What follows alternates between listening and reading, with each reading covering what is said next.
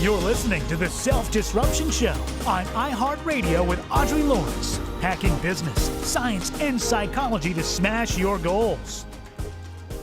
This is Audrey Lawrence, and you're listening to the Self-Disruption Show on iHeartRadio and WWPR, where we hack science, psychology, and business to get us closer to our goals. Today, I am so excited to share with you our latest guest, author, speaker, thought leader David Duncan is here to share with us his book about how we can understand with fresh eyes who our customers really are, the secret lives of customers. Welcome, David. Thanks for being here. Thank you, Audrey, for having me today.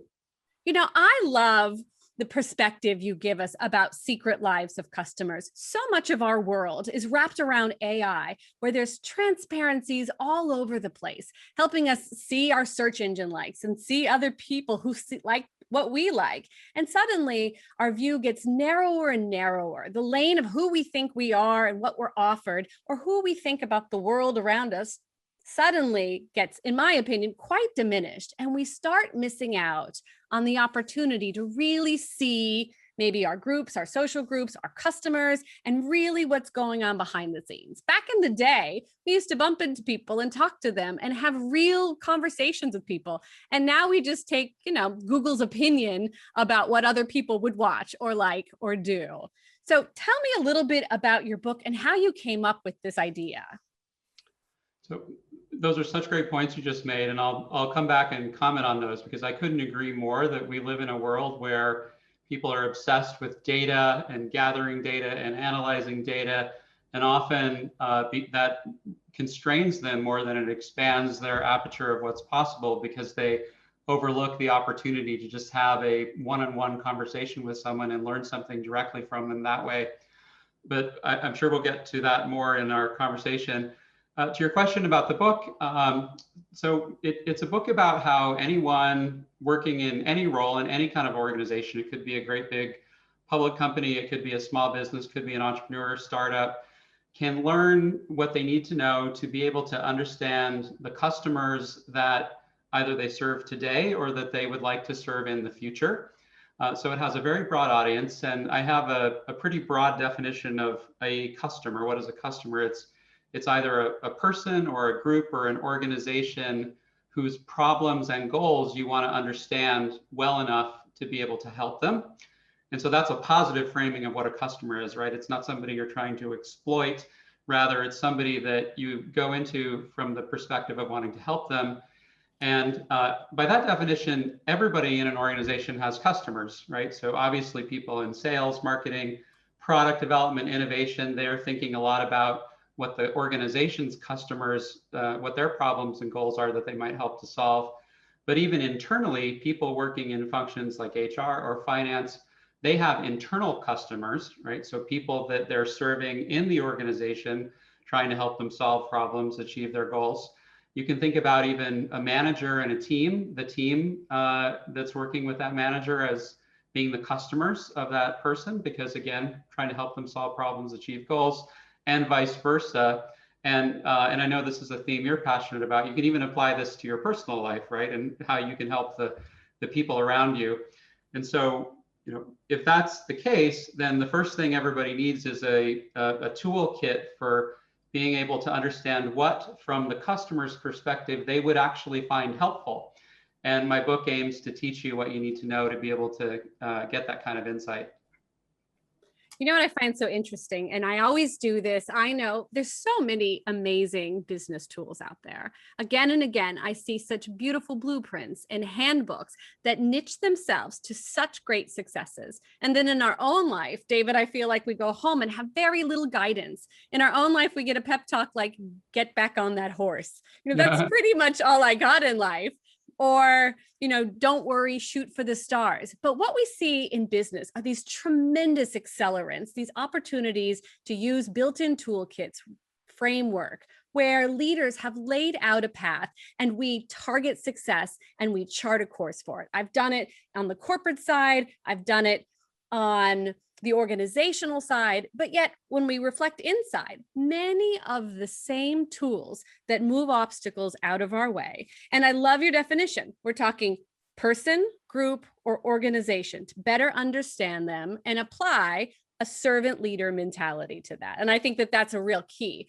But if you were to pull this apart and say, person, group, or organization is what I need to hit my own goals. Of course, we have all of the nuances. We have business to business, we have internal, we talked before the show, C-suite up to down, but we still have this opportunity. I'm going to pretend that I put on all of these traits. I'm going to bet, David, they still work in my personal toolkit.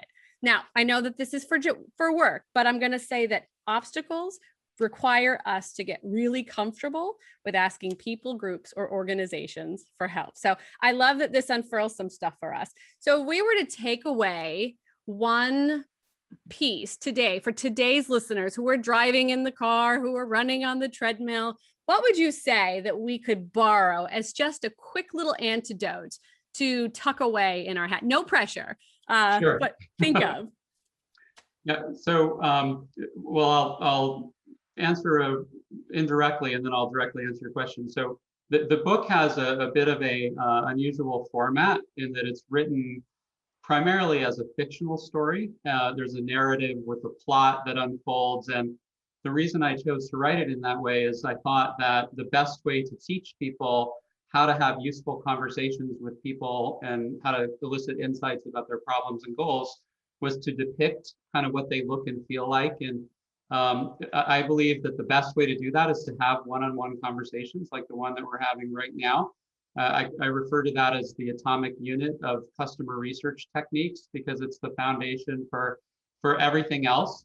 And as you know better than I do, oftentimes the most interesting, insightful conversations are ones that ramble around a little bit and they're a bit unpredictable, and you're surprised to some degree by the types of insights you get out of them. And if somebody were to observe that, who hadn't developed an ability to do that, it might seem very random and like there's no method or structure to it, and be a little bit puzzled about how you could do that, how you do that yourself. And I wanted to depict how it looked and feels through the story, the narrative, which has a lot of situations of conversations like that happening, and then step back and analyze what happened so people can understand there was really a method behind it, and that method elicited a lot of insight. And so back to your question, what can people take away? Well, the book teaches that in order to have useful conversations, you need to learn three things. You need to learn a language, which defines the information that you're looking to get, right? You need a method for applying that language so you can get that information, organize it, interpret it, get insights out of it. And then you need a set of mindsets that take you into those conversations in the right frame of mind so that you maximize the chances that it'll be useful. And I'm happy to elaborate a little bit about what I mean as the language, method, and mindset, and what some of the useful tools are, if that's helpful. We are going to. I love this. You know what? It is so the reoccurring theme today, everywhere I turn. I find, as you refer to as the atomic unit, isn't it so interesting that we have to teach people again to speak to people? Like we actually have to remind people to communicate in person, like get down in the field, in the weeds, have a method to communicate. I think it's silly as it sounds. It's sort of a diminished skill. We've sort of gotten such distance. We're so siloed, and we need to permeate those walls a little bit so that we can start blending across verticals. We sit in these little channels, and we need to start sort of getting back down to what it is, culture. But I love the three. So let's break them apart. So we have language, a method, and mindset. So you start with whichever one you think, and then I'm gonna jump in with questions. Just you wait. Excellent. And I completely agree with you. I think people do have a bit of a reluctance, especially in organizations, to just have conversations. Back to your earlier point, which I really agree with, around this tendency to stick to data, arm's length data analysis about data that can be gathered from various sources, as opposed to just going and having a conversation, which is often the most valuable thing that you can do. So what do I mean by language, method, and mindset? Well, if you think about it, so let's start with the language. Every craft out there has its own specialized vocabulary that it uses to communicate within that craft. So if you're an accountant, for example, you talk about debits and credits and cash flow statements and income statements, right? You have your own esoteric vocabulary. If you're a lawyer, you talk about torts and criminal law and civil law and all of those things that people like me don't understand. Doctors obviously have their own vocabulary. And so there should be a vocabulary for the craft of understanding customers as well, or having these conversations with other people.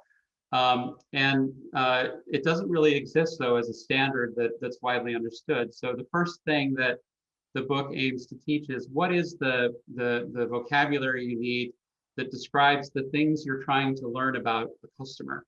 And in it, I use a methodology that is sometimes referred to as jobs to be done. I'm guessing you're probably familiar with that, but it's a way to frame what drives customers to embrace some solutions and reject others. And the basic idea is that we don't buy things or pull them into our lives because of those things themselves. Rather, it's because we're just living our lives, and as we do that, problems arise, goals arise, or what we call jobs that we want to get done. And when those jobs pop up, we look around for the best solutions to hire. So we use jobs as a kind of metaphor to solve for them, just like we might hire a person to solve a job like, babysitting our kids or repairing a leaky pipe. We say we hire products and services to get jobs done. And a job can be a problem. It could be something like, I need to fix my roof, or I need to, soothe my sore throat. It can be a big problem, small problem. It could be a goal like get into college or, run a marathon. But it's those jobs that drive us to seek solutions and that define what it is we really want and value. And so the first element of the language is jobs to be done. And if you know that's what you're looking to understand, then it gives you something to focus on when you're having those conversations. I love it. There's so much about language. When I look at a few different industries that I've been in, when I was in design, it was load-bearing walls and trenches and engineering and footings and all the nomenclatures that tied together that culture. And when you were able to slip into that culture was when you knew the vocabulary. It was kind of like who was on the team. So I say to my leaders who are up and coming, learn the language of where you want your success to be. If you're interested in a field, when I broke into data science, it was backend and bootstraps. And when I went into CRM infrastructures, it was DMPs into our data lakes. When you start learning sort of the lingo, and I'm using your version a little more technical, a little more semantical, but when you learn the language of your success, it doesn't end at the technology terms. It doesn't end at the acronyms. There's this emotional language, I think, that's going on there that helps you connect deeper to what your goal is. So I love the idea of laying it out and saying you have a terminology handbook to generate in your own life, in your own culture, in your own vertical, what's going on in your world, and are you paying attention to how people are emotionally connecting with your term? We know that real successful innovators find and pay attention to those emotional traits, and those opportunities to sort of jump in on that can accelerate you in your goals. So I love language. All right, let's move on to the M. Tell me what we're thinking about method. Right. And just one other comment on the language that your comment made me think of is that there are different types of jobs. So this is another layer of the vocabulary. There's functional jobs, emotional jobs, and social jobs. So when you're trying to understand somebody's jobs, and again, that just means their problems or goals, you want to dig into not just the practical functional things they might be trying to get done, but also the emotional jobs they have. How do they want to feel? What kind of feelings do they want to have? What do they want to avoid feeling? And then the social jobs, how do they want to engage with others, interact with others? And to your point, many times the reason we might purchase something like a car, for example, it's a mixture of many different jobs that we're solving for at the same time. Some of them are functional, like commuting to work, or taking my kids to school or whatever, or transporting stuff. But some of them are emotional. I might want to feel a certain way when I'm in my car. I might want to feel successful. I might want to feel like I'm a responsible parent, so I buy a very safe car. And then some of those jobs are social, right? We might want to project a certain image of ourselves, maybe that we're successful, maybe that we're humble, or that we're environmentally conscious or whatever. And so that's another layer of that language, right? You need a way to capture those rich insights that aren't just the obvious functional things. So that's an aspect of the language. Now to your question on the method that I lay out in the book, I really wanted it to be universal and kind of situation independent. So rather than describe, okay, here's how you design an interview and the questions you're supposed to ask in an interview and how you work it out, I really describe the thought process you want to go through in a conversation like that, because and I made a distinction between the information you're trying to get, like what is it you're trying to learn, and then how do you learn that, right? Back to my point about the best conversations have some spontaneity in them.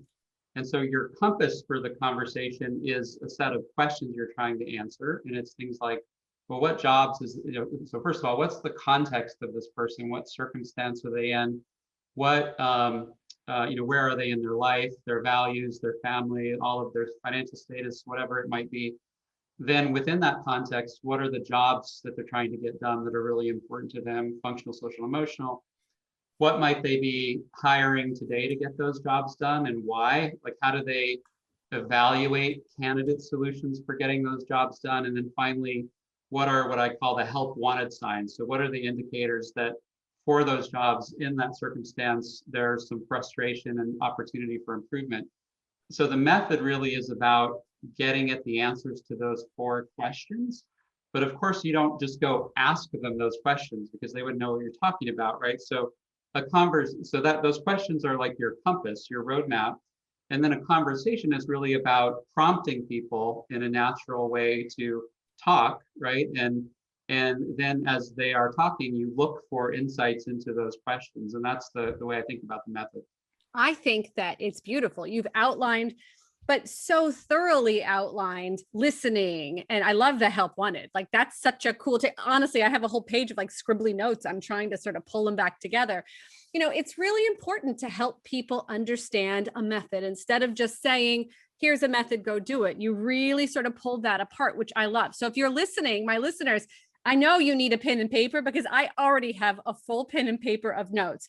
But the method, David, in the book, are you helping us break this apart? Can we go back and play this again? How is the method broken down for us? Because I think what you gave us was just so rich right there. And of course, I think it applies across the board to all of the relationships I'm trying to accelerate myself in. So I know it's more available than that, right? You got it written somewhere. Oh yeah, for sure. So there's 2. It's presented in 2 ways. There's a story, right, which is the 85% of the book, which is designed to be a fun, kind of engaging narrative as a story itself. And then at the end, there's a short nonfiction section that just explains all this stuff directly. I love it. Just in case you want to skip the story. But the story is designed as a detective story. I've always thought there was a parallel between, I've done a lot of market research in my life. I've done a lot of customer conversations. It's always struck me that there's a parallel between that and detective work, right? Because when you're going out into a market, trying to understand customers, you're interviewing people, you're looking for patterns, you might do some observation, you're gathering clues, you're trying to piece together a puzzle. And that kind of reminds me of detective work, at least in a simplistic way that I understand detective work. And so the story is about a fictitious chain of coffee shops that in the beginning of the story, they're a regional chain. They've been on this incredible growth trajectory. And then right when the story starts, their growth has started to plateau right at about the time they were about to do an IPO to raise capital to go national and expand. And they don't know why. They don't know what's going on. So they hire a sort of unorthodox market researcher who bills himself as a market detective. And he comes in and does a market investigation, and they work together to understand, well, what jobs were people hiring, the cafe for, which we can all relate to, which is why I chose a coffee shop. And then, why were they getting fired, right? If you can hire something, you can fire something. Why were people firing their cafe? And through the sequence, the narrative that unfolds, you see kind of end to end how the method works, right? And And there's various characters that call out as you go along the key principles. But again, if you wanted to skip all that, you could go straight to the second part. Sometimes I do backwards. Sometimes I go to the bullet That works points too. and then I go back and read. That's just me. I have to read things about 5 times to be able to get them into my head. I But do too. I think that, I'm calling your technique the LMM, the language, the method, the mindset. And before we get on to mindset, something popped into my head and I'm like, what is the most unique attribute? As a data scientist, I call them attributes. We would look at information about a customer and a data set, and we would segment our audience smaller and smaller and smaller as we move them through the funnel, generating, the ultimate crown of customer loyalty. What is that traction point? What is that friction point when I lose them? Right. What do you think is sort of where we miss this? I loved, before I finish, and I'll kick this over to you. I loved what you touched on. I once did some studying on how we move through the decision boundary process through data science and through neurology. And I found that the limbic system was actually where so much of our decisions were made, which is the amygdala and that gut check moment. And what I loved about learning that was that the limbic system is actually physically connected to our gut and not connected to our frontal cortex. So when we go to make that decision, we move through that decision boundary, we find that moment, even though it may not fit any of those. It's smart to purchase that car. My kids will be safe in that car. It's not bright red, so the neighbors won't think I'm weird car. There's something that we fall in that gut check neurology space. And the movement for neurological marketing is a whole, Oxford right now has a program going on for neurological marketing. It's this new method, or it's a new connection in these methodologies where we're taking these insights and we're adding it to customer acquisition. What do you think? What is one of the funniest things, or where do you think we're missing the ball on sort of these transparencies? I know that's a very big question, but I'm just personally fascinated by it. Yeah. Well, I think what companies have a tendency to focus on their solutions, right? And there are a bunch of different reasons for that. If you think about, so think about a startup that first starts out in the market, and whether they frame it this way, for them to get any sort of traction, right? For them to get their first customer with their first product, they had to have solved for some customer's problem or goal. So there was some customer had a problem, the goal, they came up with a solution, they convinced that person to buy it and consume it. And whether they did that explicitly, they had a hypothesis about what the problem was going to be and they built something to solve it, or it happened in some other way, that had to have happened, right? But then once you do that, right, and then what's the next kind of phase of evolution of growth? Well, you want to get really, really good at making that product, right? So you start to organize yourself around that product, or maybe you have a couple of different product groups. You have engineers that are really great at developing that product. You worry about producing that product with ever more efficiency. You start to measure yourself by how many of those products you sell. The world outside you starts to evaluate you according to your like, so say you sell, cars, for example. The world outside you starts to evaluate you based on how much share do you have of the market for cars, right? And so all of that is reinforcing this sort of product-centric perspective as to what you are, like why do you exist, right? We're a car company. We define ourselves as a car company. We exist to make better and better cars and sell more and more cars. And through that very natural process of evolution of an organization as it gets bigger, they kind of get disconnected from the root cause of why people are buying the car in the first place, which is, they're trying to solve these jobs to be done that pop up in their lives. And it's the disconnect between how the company operates and what it's focused on, how it measures success, and what's really driving their success, right? Which is that sets them up to be disrupted, right? Because now the next startup will come along, understand the jobs better than this big successful car company is, and end up disrupting them. That's what sows the seeds of so many disruptions. Absolutely. Well said. I used to see it when I was client side, where the purpose and the mission statement for these big major organizations were written 15 or 20 years ago. big brands that you and I all know. But if your demographic mission statement, for example, says we serve 18 to 35-year-olds, and you wrote that 30 years ago, and now you haven't sort of readjusted your target, and you think you're still serving that market, and the data comes back that that market was there 30 years ago, but they've matured. So now we're talking about the 45 to 65-year-old genre. You have misaligned your target to your goals because you're not listening.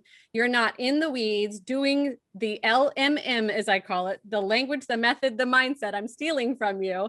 And you're not sort of drilling in that purpose and that mission as an organization, as a purpose, as a personal driver for my own goals.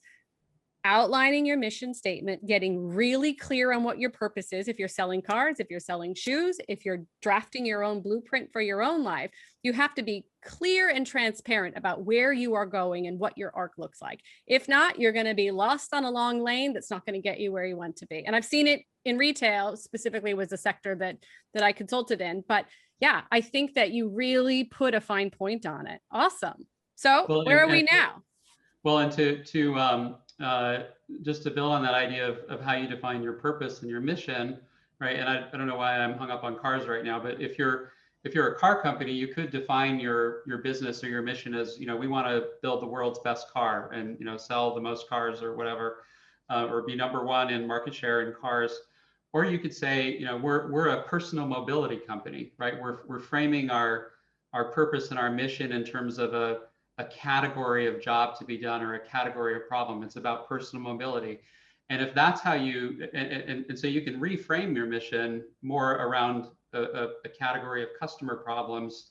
And then that opens the aperture for how you might compete and what you might sell, right? You could sell, I don't know what you could sell to enable personal mobility, but you could sell, scooters, you could sell ride sharing services, you could start Uber, or put that way, cars even compete with things like Zoom and video conferencing, right? Because maybe the ultimate job isn't to have personal mobility, but it's to be able to communicate with each other in a meaningful way. And it really expands your sense of what you're doing and what's possible by framing your mission that way. Absolutely. I think it drives the agility. I think that once you outline your purpose, it gives you the agility that you need to be able to seize market share. And that's what real disruptors look like. Small opportunities to be able to crawl up that ladder, unseat the giant, siphon the life out of some of these larger industries. And as you well know, the definition of disruptive innovation, that is the opportunity, but it is hinged on the agile mindset. But you can't be agile if you don't understand your purpose, if you don't have a clear outline of what your mission is, because you're probably lost in the weeds about where your energies are going. And you've moved further and further away from building the car for the family. And now you're running an organization. I love that example. I think it's great. Okay. So mindset. Now it's hard to apply this very, multi-use word mindset. So I like to throw it back to Professor of Stanford Cale's work, who does just such a beautiful job of outlining what a fixed versus growth mindset is. But we're going to pull back from that today, and I'm going to understand David's version of how we apply mindset in this methodology of 3. Yes. So again, this is to enable you to have these conversations and have them be useful. Not just useful, but also authentic and transparent, in such that the person you're talking to feels like it was a good use of time and they're very engaged and happy to be talking to you. And so, and this is just based on, the experience I've had talking to many, it's probably spent thousands of hours doing interviews over the years. And you obviously have these mindsets already, but the ones that I think are most important for this purpose are, firstly, to be genuinely interested in the person you're talking to, right? I mean, it never has failed to amaze me, even after I've spent a lot of time doing this all over the world, that if you show up and you're genuinely interested in meeting and learning about somebody's life, their context, their goals, their problems, they will spend a ton of time with you. So and I think people that are new to this, particularly if it's in the context of a business or understanding customers and not necessarily in your personal life where you might be more used to broader interactions, they think there has to be sort of a formality about it, and gosh, I'm going to be imposing on them. But people love to talk to people that are genuinely interested in them. So that's the first mindset I would say. The second mindset is to be authentic and show up with your real self. I think that being willing to share something about your own life back in the conversation is, again, something that people assume might not be welcome in that context, but it is very much so, and I think often leads to the best conversations when you can connect with the person about your own life as well. So authenticity. The third one, and there's four. So the third one I would say is showing up with a beginner's mind. So that's a term from Zen Buddhism that I stole, but it basically means coming into the conversation as kind of a blank slate in terms of your assumptions about what you're going to learn. This is probably the hardest one for people to get their heads around, especially in an organizational context, because you have all these assumptions about what they want and what, but really showing up, being willing to hear things, parking your assumptions, being open to hearing things that surprise you. That's a third one.